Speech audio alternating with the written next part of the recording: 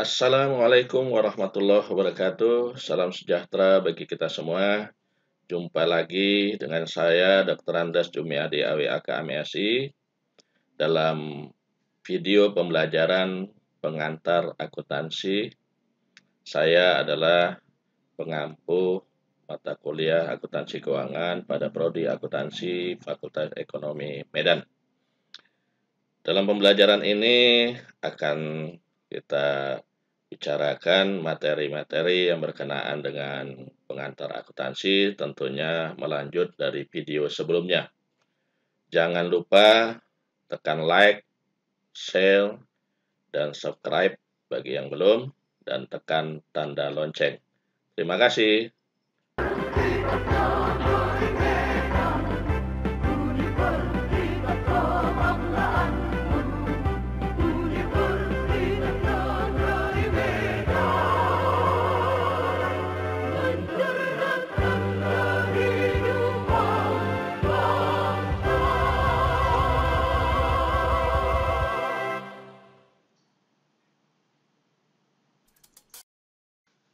Baik, kita lanjut materi kita pada video ketiga ini, yakni mengenai ayat jurnal penyesuaian.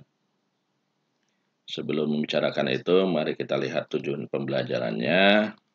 Yang pertama, menjelaskan hubungan konsep penandingan dengan akuntansi akrual basic atau berbasis akrual. Yang kedua, menjelaskan mengapa penyesuaian diperlukan dan apa saja karakteristik ayat jurnal penyesuaian. Yang ketiga, membuat ayat jurnal untuk akun yang butuh penyesuaian. Keempat, mengikhtisarkan proses penyesuaian dan menyiapkan raca saldo yang disesuaikan.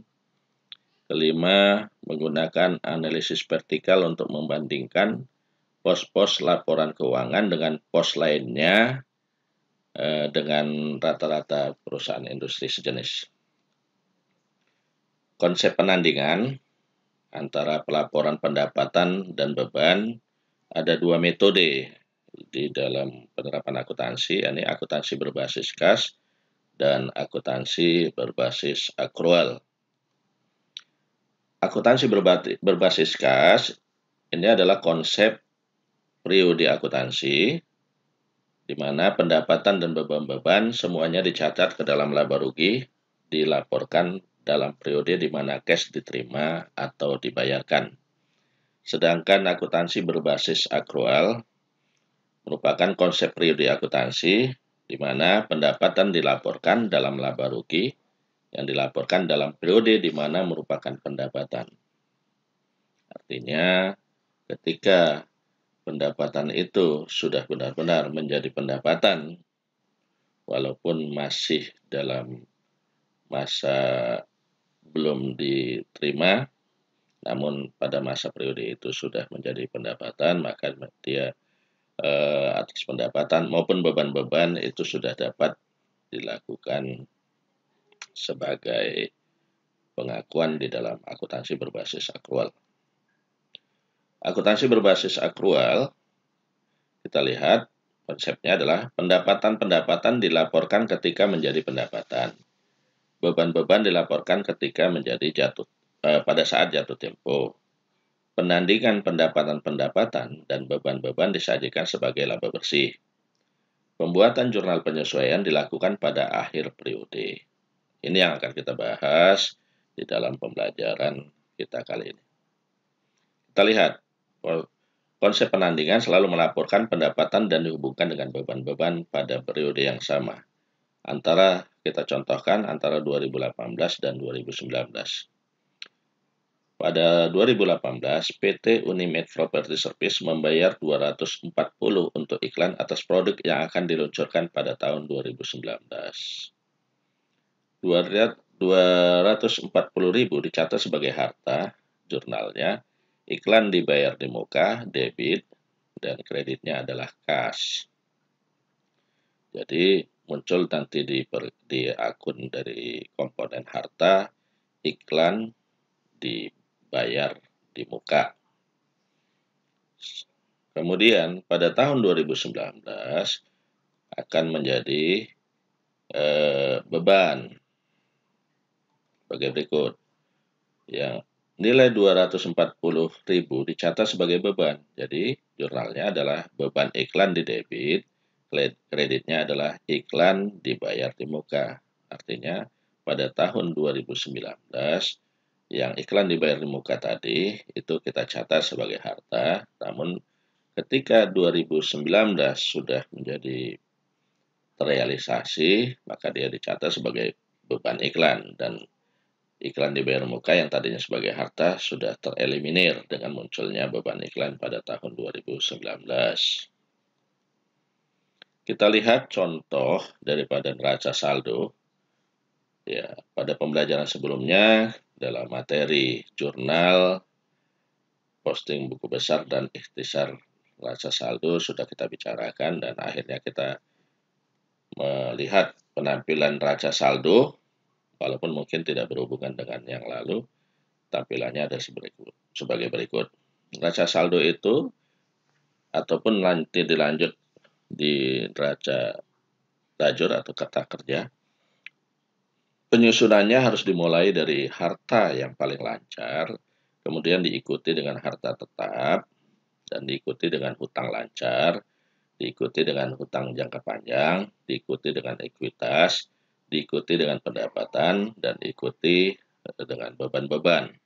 Jadi diurut secara sistematis demikian supaya lebih gampang nanti menyusunnya di dalam penyajian laporan keuangan. Pertanyaan, boleh tidak Pak kalau disajikan secara acak? Boleh, tapi tidak sistematis dan tidak efektif.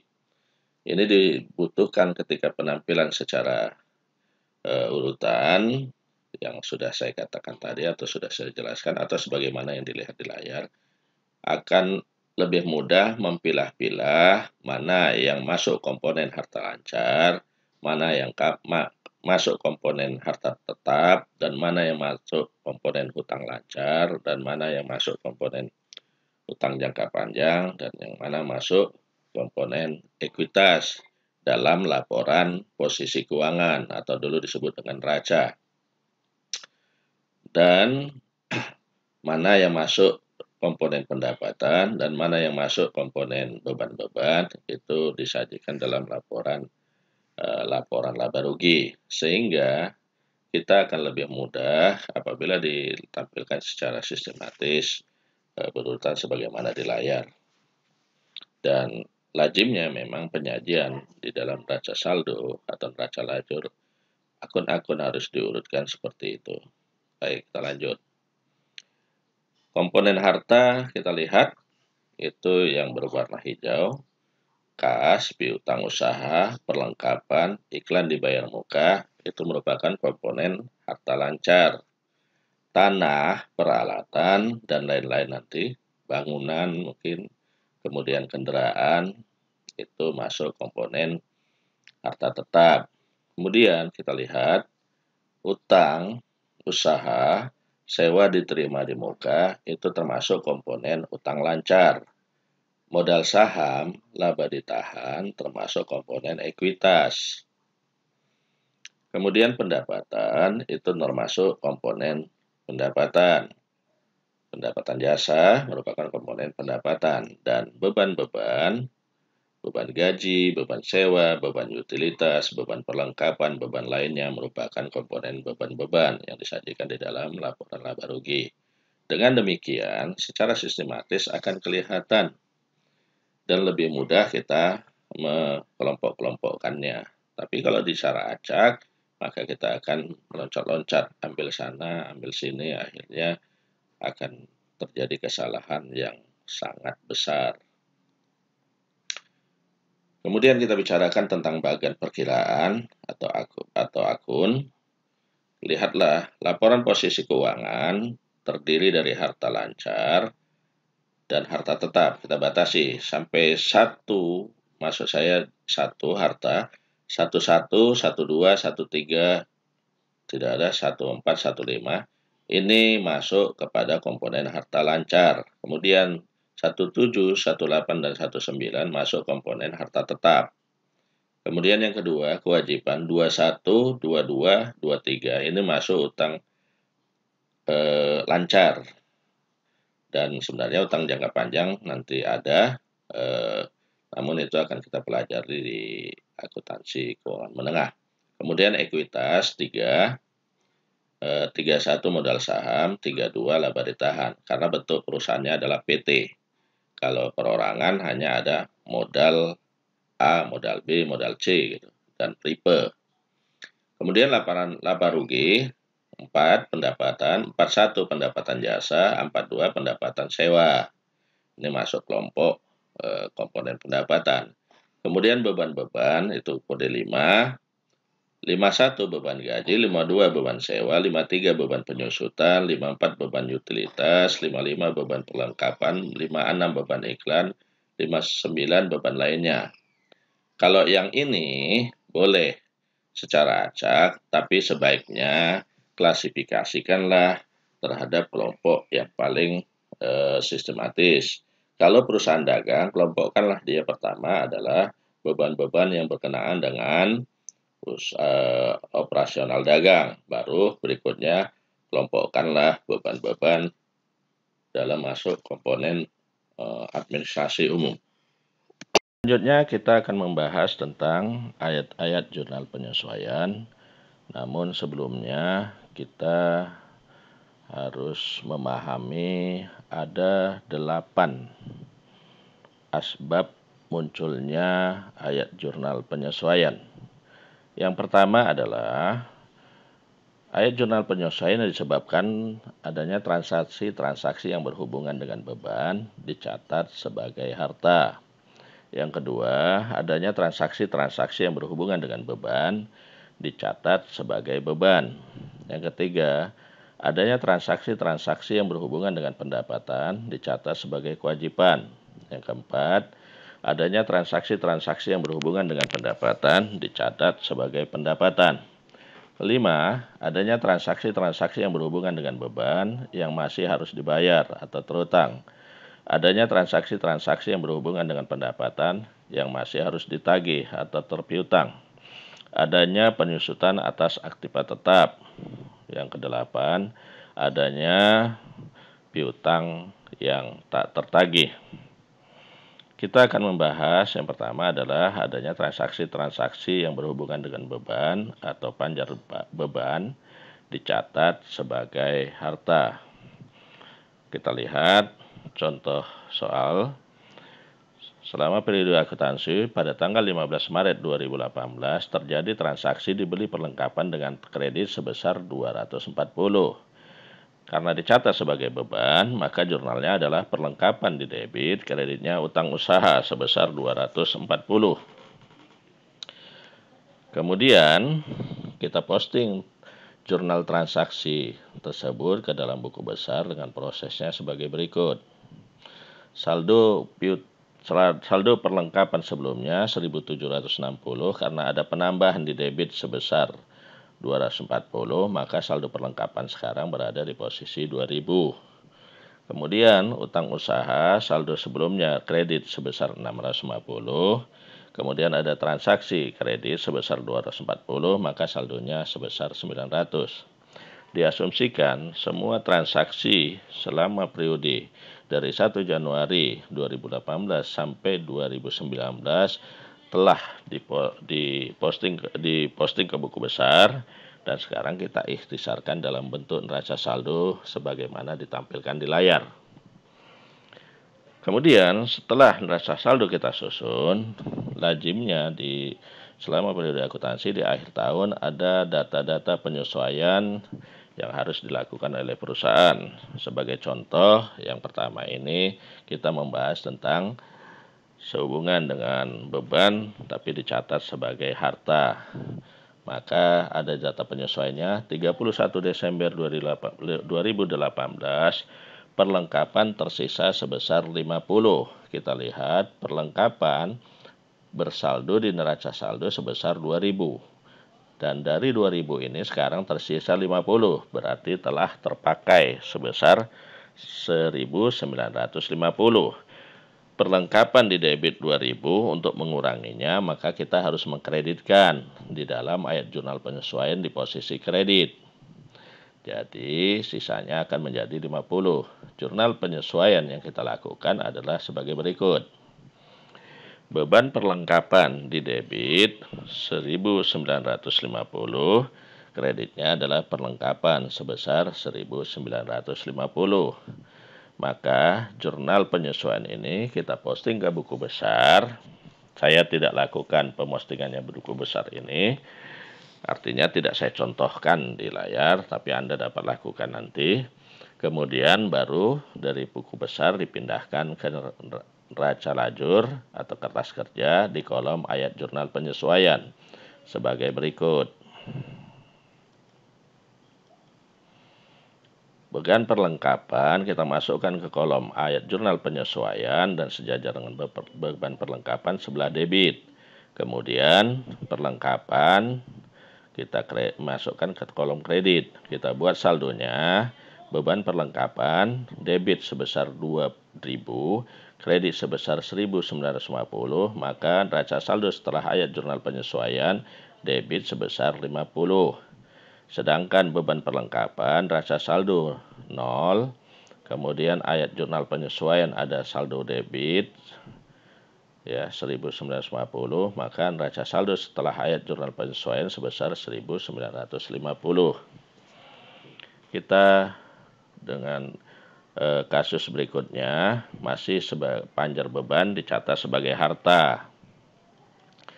Contoh, tanggal 1 Mei 2018 dibayar iklan untuk 2 tahun sebesar 2.400. Kalau kita analisis transaksinya, berarti beban iklan sebulannya adalah sebanyak 100, dari mana 2.400 dibagi 24 bulan, berarti sebulannya 100. Dan ini dibayar 1 Mei 2018. Jurnal yang dapat kita lakukan kalau dicatat sebagai sebagai harta, maka iklan dibayar di muka, debit sebesar 2.400, kreditnya kas sebesar 2.400. Kemudian jurnal ini kita posting ke buku besar. Prosesnya sebagai berikut. Dan sama seperti halnya tadi, diasumsikan bahwasanya semua transaksi selama periode 2018 telah diposting ke buku besar dan dibuat ikhtisarnya dalam bentuk neraca saldo sebagai berikut.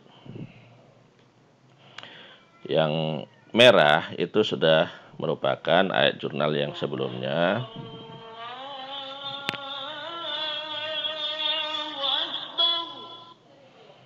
Kemudian kita lihat sekarang sehubungan dengan iklan sudah ada di neraca saldo. Iklan dibayar di muka sebesar 2.400. Data penyesuaian per 31 Desember bunyinya seperti ini. 31 Desember 2018, iklan yang telah terpakai 800. Ini langsung kita bukukan.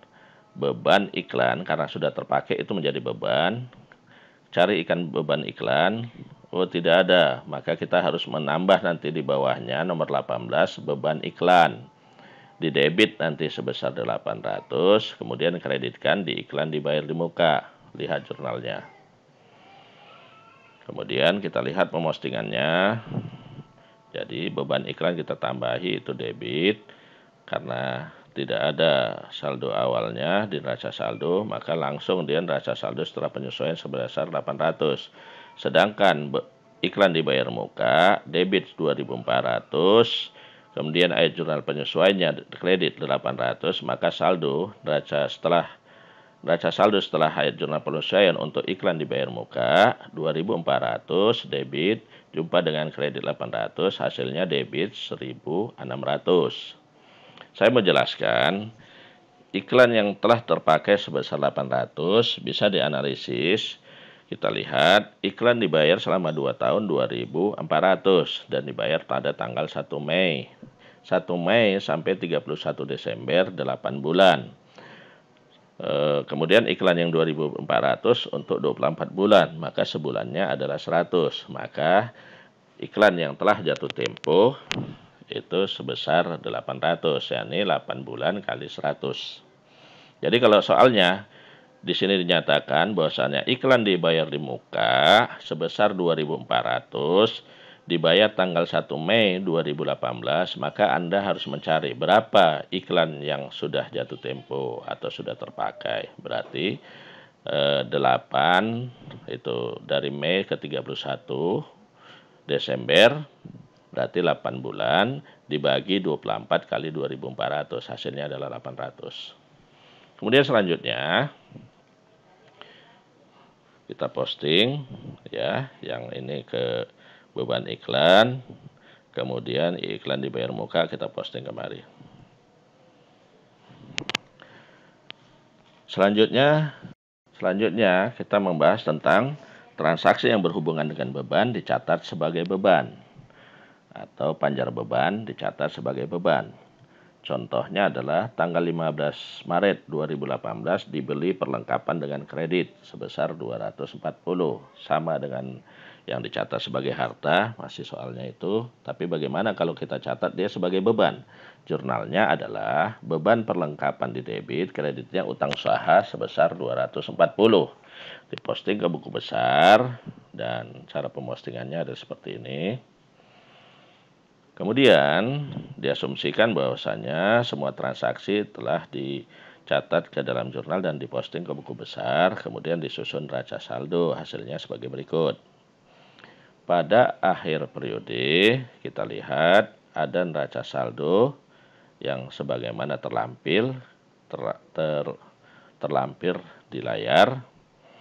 Kita lihat bahwasanya perlengkapan nilainya 0. Beban perlengkapan 2.000. Ini menunjukkan transaksi yang berhubungan dengan beban dicatat sebagai beban. Kemudian ada data transaksi menunjukkan 31 Desember 2018 sisa perlengkapan sebesar 50. Artinya perlengkapan yang nilainya 0 itu ternyata bersisa 50. Perlengkapan yang sebesar 2.000 ternyata yang baru menjadi beban adalah 1.950, karena 50 bukan merupakan beban. Maka jurnalnya adalah perlengkapan di debit sebesar 50, beban perlengkapan sebesar 50 di kredit. Dan saya mau jelaskan begini, jika soal yang berhubungan dengan dicatat sebagai beban, diketahui data penyesuaian di akhir adalah sisa perlengkapan sebesar 50, maka jurnalkan saja perlengkapan di debit sebesar 50 dan beban perlengkapan adalah 50. Tapi kalau dia dicatat sebagai beban, dia dinyatakan sisa, bukan sisa perlengkapan sebesar beban atau perlengkapan yang telah terpakai sebesar 1.950, maka harus dicari dulu. Kita harus mencari berapa sisa perlengkapan yang ada di tangan. Carilah beban perlengkapan 2.000, tetapi sebenarnya yang baru terpakai 1.950, berarti sisanya 50 itu sebagai perlengkapan. Jadi kalau pernyataannya seperti itu, maka harus dibalik. Sama sebelumnya dengan dicatat sebagai harta, bahwasanya harta perlengkapan sebesar 2.000, tapi sisa perlengkapan sebesar 50. Berarti kita mencari berapa yang sudah terpakai. Kalau di sini dicatat sebagai beban nilainya 2.000, tapi sisa perlengkapan sebesar 50. Itu langsung saja kita bukukan perlengkapan sebesar 50, kreditnya adalah beban perlengkapan. Jadi bisa Anda analisis dan dipahami, coba diulang-ulang. Kemudian setelah kita buat ayat jurnal penyesuaian, kita posting ke buku besar. Dari buku besar pindahkan ke ayat jurnal penyesuaian. Saya tidak lagi buat buku pemostingan ke buku besar di sini karena sudah dicontohkan ke yang terdahulu, maka kita buat saja ini langsung ke ayat jurnal penyesuaian. Maka pemostingannya adalah berikut: perlengkapan debit 50, kemudian beban perlengkapan di kredit 50, kemudian saldonya, saldo awal perlengkapan nihil ditambah debit 50, maka neraca saldo setelah ayat jurnal penyesuaian 50. Beban perlengkapan, debit di neraca saldo debit 2.000, kemudian ayat jurnal penyesuaian kredit 5.050, maka neraca saldo setelah penyesuaian 1.950. Kemudian kita lihat kasus berikutnya. Tanggal 1 Mei dibayar iklan untuk 2 tahun sebesar 2.400, dicatat sebagai beban. Maka jurnalnya adalah beban iklan 2.400, kreditnya kas sebesar 2.400. Kita posting ke buku besar sebagai berikut. Buku beban iklannya 2.400 debit, kemudian kreditnya kas. Kita postingannya prosesnya seperti ini.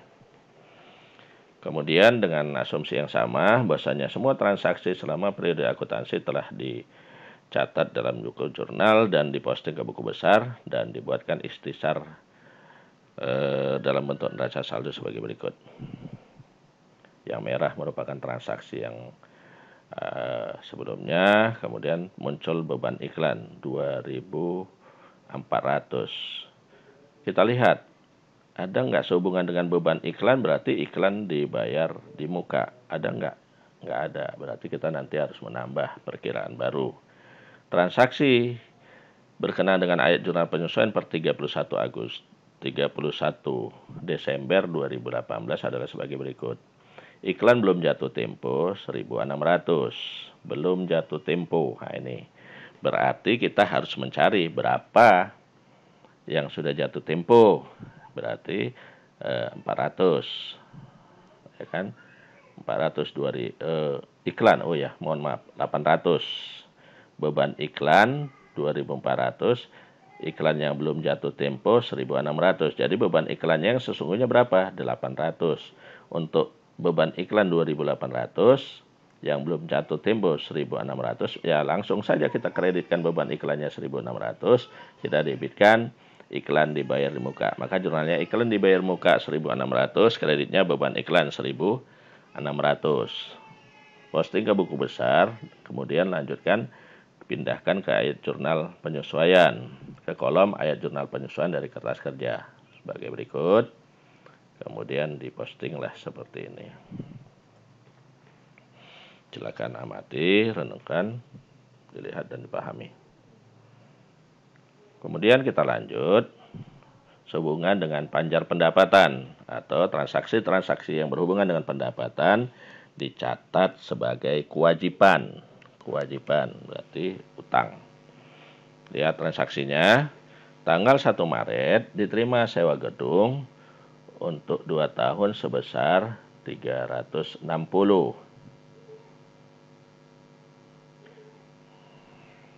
Maka kas dicatat sebagai kewajiban. Kas kita terima 360, kreditnya sewa diterima di muka sebesar 360. Maka kita posting ke buku besar dan proses pepostingannya sebagai berikut. Kas di debit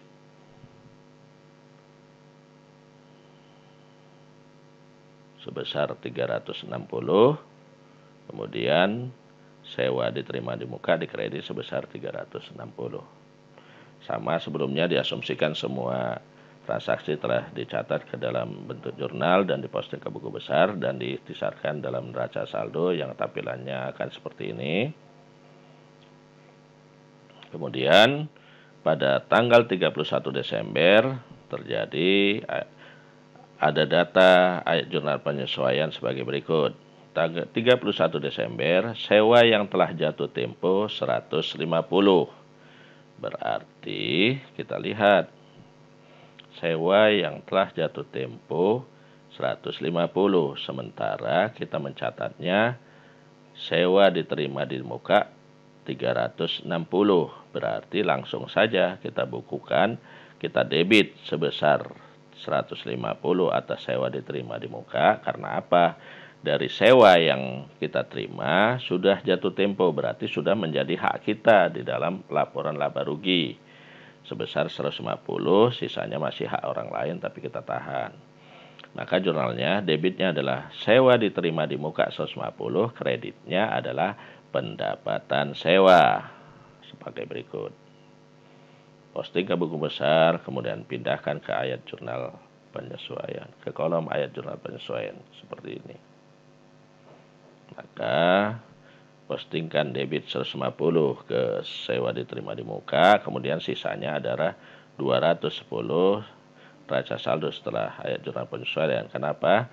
Kredit sewa diterima di muka di neraca saldo jumpa dengan debit di ayat jurnal penyesuaian, jadi berselisih 360 dikurangi 150, maka sisa kredit 210 masukkan ke kolom neraca saldo setelah penyesuaian sebesar 210. Kemudian demikian juga dengan pendapatan sewa. Pendapatan sewa, ayat neraca saldonya nihil, ayat jurnal penyesuaiannya ada 150, maka neraca saldo setelah penyesuaian sebelah kredit adalah 150. Ya, dipahami.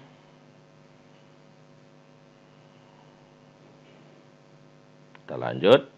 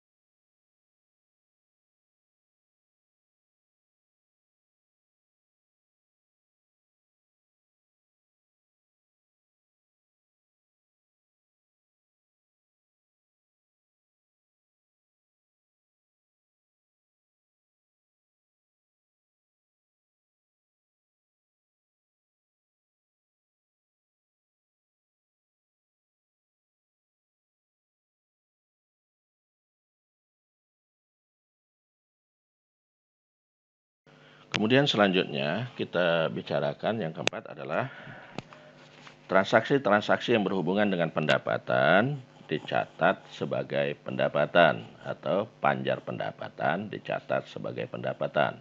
Kita lihat soalnya. Tanggal 1 Maret 2018 diterima sewa gedung untuk 2 tahun sebesar 3.360. Jurnalnya adalah kas di debit 360, kreditnya pendapatan sewa sebesar 360. Kita posting ke buku besar dengan proses sebagai berikut.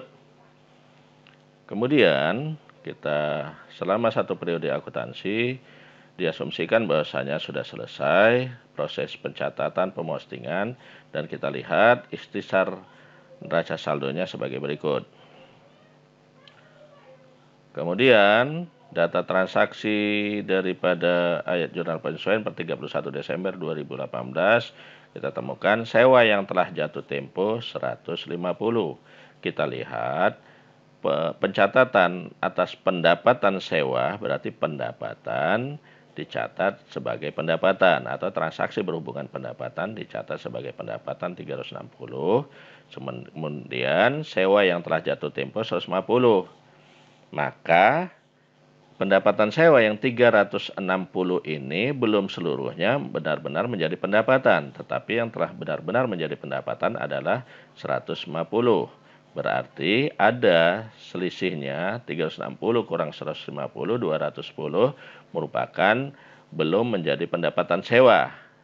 Pendapatan sewa posisinya sebelah kredit, maka kita harus mendebitkan pendapatan sewa sebesar 210. Maka ayat jurnal penyesuaiannya pendapatan sewa didebit 210, kreditnya lawan perkiraannya adalah sewa diterima di muka. Kita lihat, setelah kita lakukan penjurnalan ayat penyesuaian, maka kita postingkan ke buku besar sebagaimana yang sudah dilakukan sebelumnya. Seperti itu. Kemudian dari buku besar setelah dipostingkan, kita pindahkan ke kolom ayat jurnal penyesuaian sebelah debit dan kredit.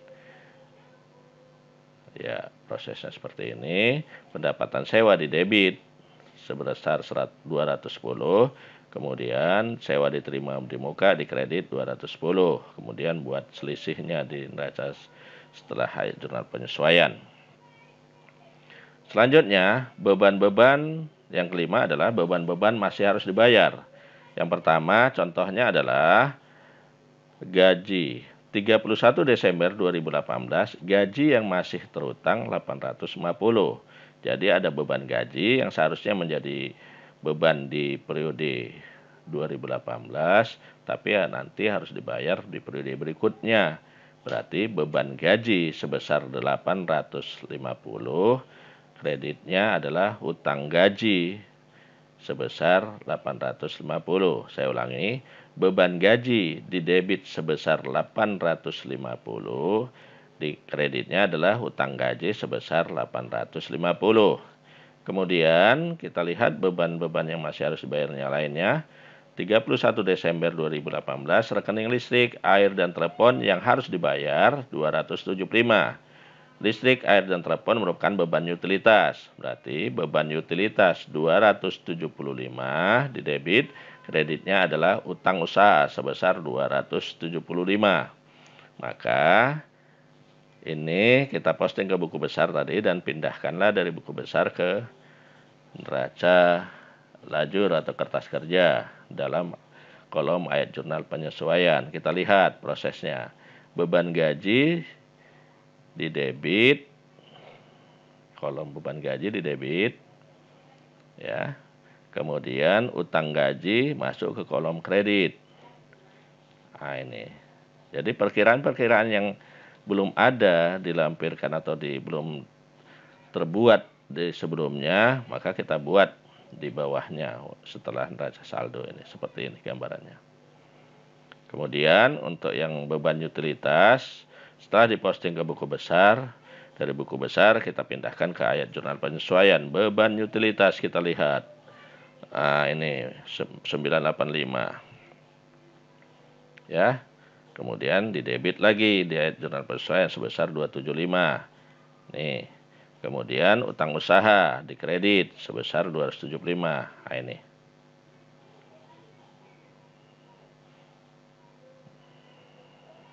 Selanjutnya, pendapatan masih harus diterima. Pendapatan jasa yang masih harus ditagih 1.200. Maka jurnalnya pada tanggal 31 Desember 2018 adalah piutang usaha, kreditnya pendapatan jasa sebesar 1.200.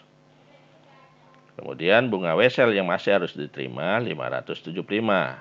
Maka tanggal 31 Desember 2018 kita jurnal piutang bunga, kreditnya adalah pendapatan bunga 275. Ini kita posting ke buku besar, kemudian dari buku besar kita pindahkan ke kertas kerja.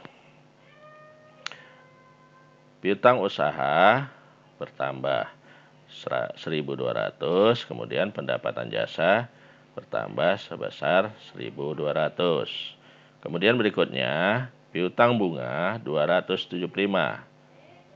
Nah, tidak ada di sini, maka kita tambahi dua-duanya. Piutang bunga di debit 275, pendapatan bunga di kredit 275.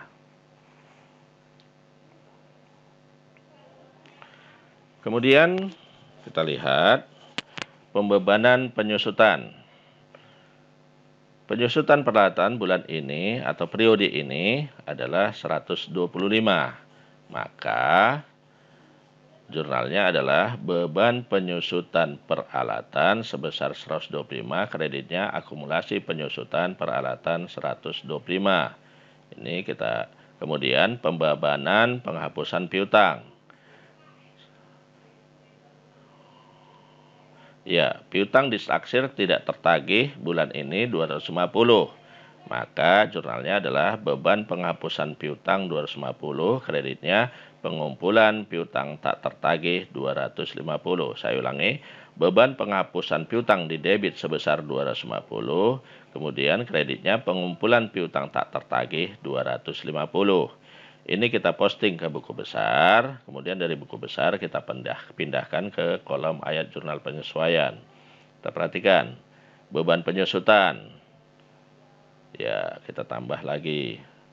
Kemudian kreditnya ini kita debit beban penyusutan, kemudian kreditnya akumulasi penyusutan. Kemudian beban penghapusan piutang.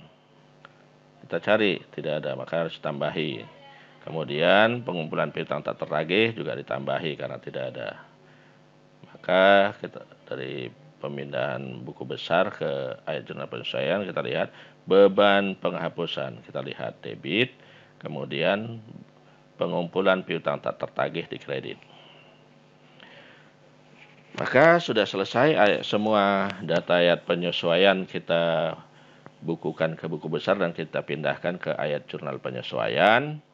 Maka langkah selanjutnya kita lihat, kita analisis lagi neraca saldo setelah ayat jurnal penyesuaian sebagai berikut. Kita lihat ya, kas di debit neraca saldo 2065, ayat jurnal penyesuaian 0, maka neraca saldo setelah ayat jurnal penyesuaian 2065. Piutang usaha di debit neraca saldo 2220, kemudian di ayat jurnal penyesuaian debit 2200, maka bertambahlah dia 2220 tambah 1200, hasilnya 3420 di debit. Kemudian perlengkapan di neraca saldo nihil, di ayat jurnal penyesuaian ada debit 50, maka neraca saldo setelah penyesuaian itu 50 debit.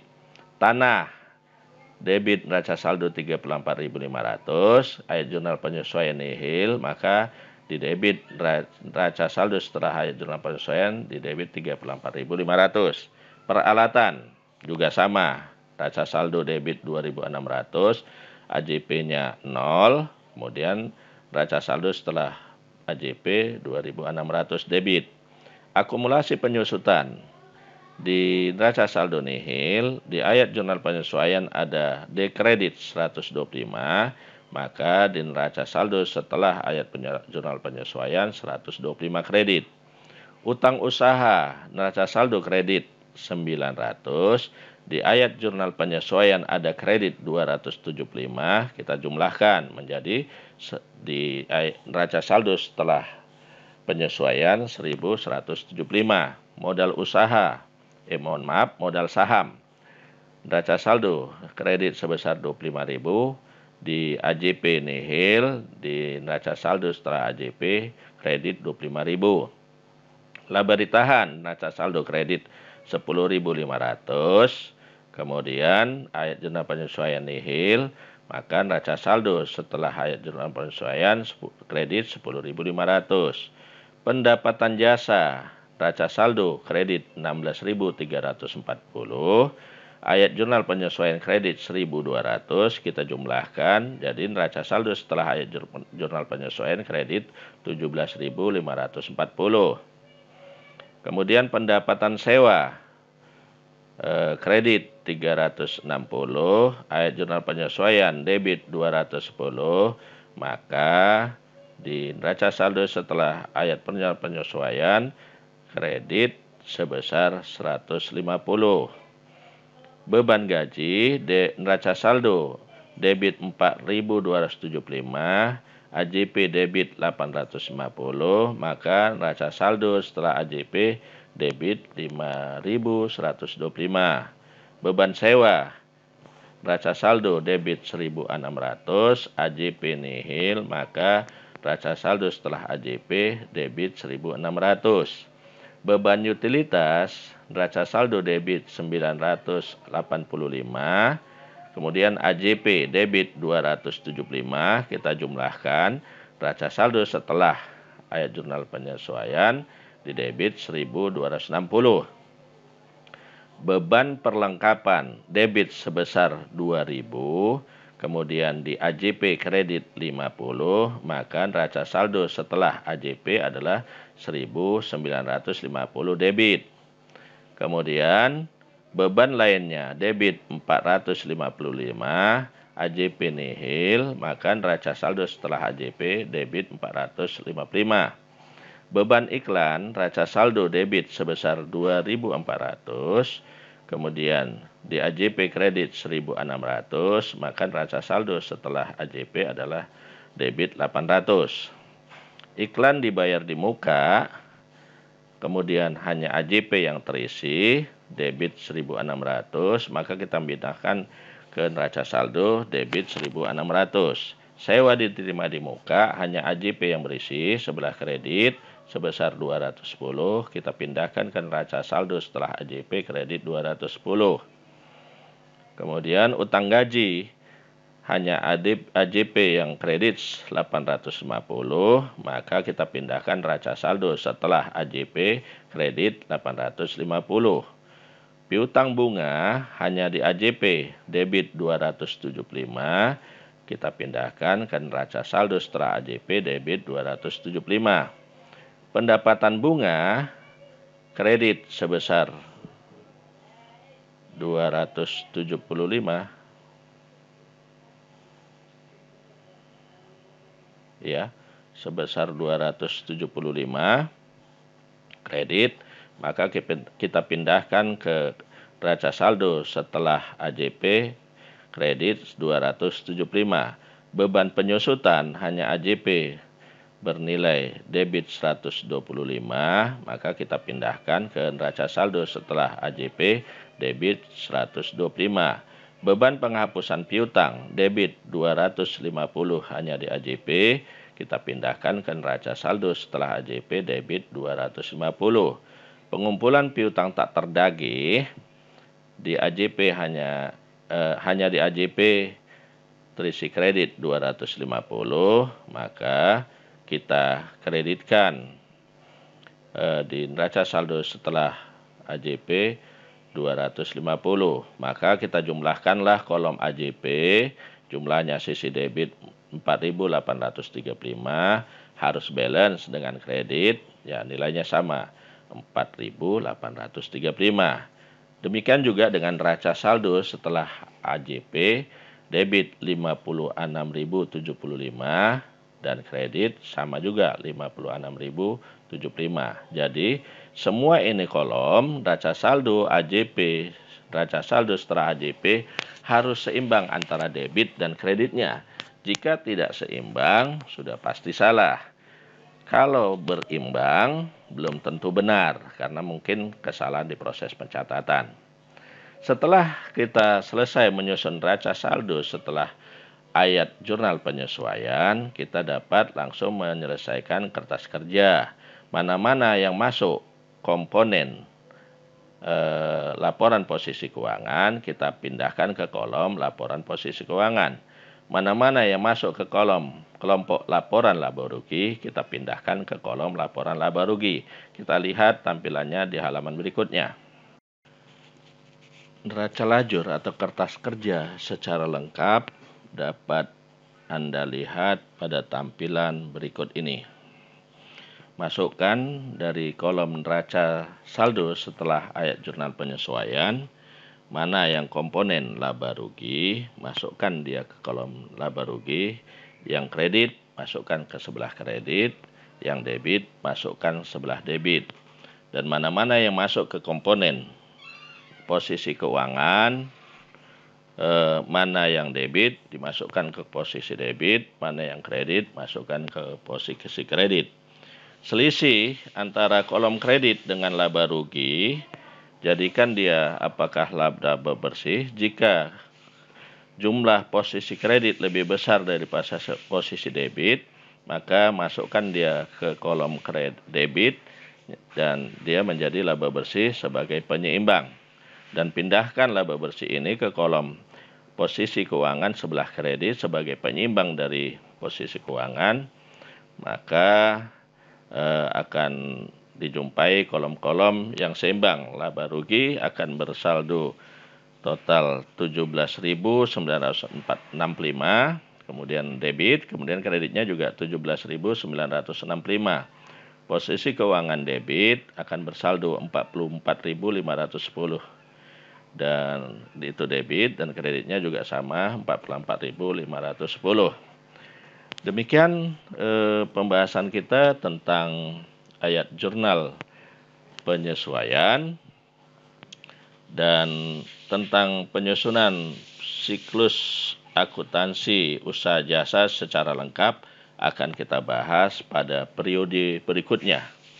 Untuk memperoleh informasi tentang video pembelajaran akuntansi keuangan, silahkan Anda mengetik di YouTube channel Jumiadi Abdi_Winata. Sampai jumpa di lain waktu pada periode video berikutnya. Assalamualaikum warahmatullahi wabarakatuh. Demikian perkuliahan kita hari ini dengan materi ayat jurnal penyesuaian. Kita akan melanjutkan pada video berikutnya, yakni penyelesaian siklus akuntansi usaha jasa. Dan terima kasih atas perhatiannya. Dan jangan lupa tekan like, share, subscribe, dan bunyikan tanda lonceng agar saya lebih semangat lagi memperbaiki kualitas pembuatan video pembelajaran ini. Assalamualaikum warahmatullahi wabarakatuh. Salam sejahtera bagi kita semua.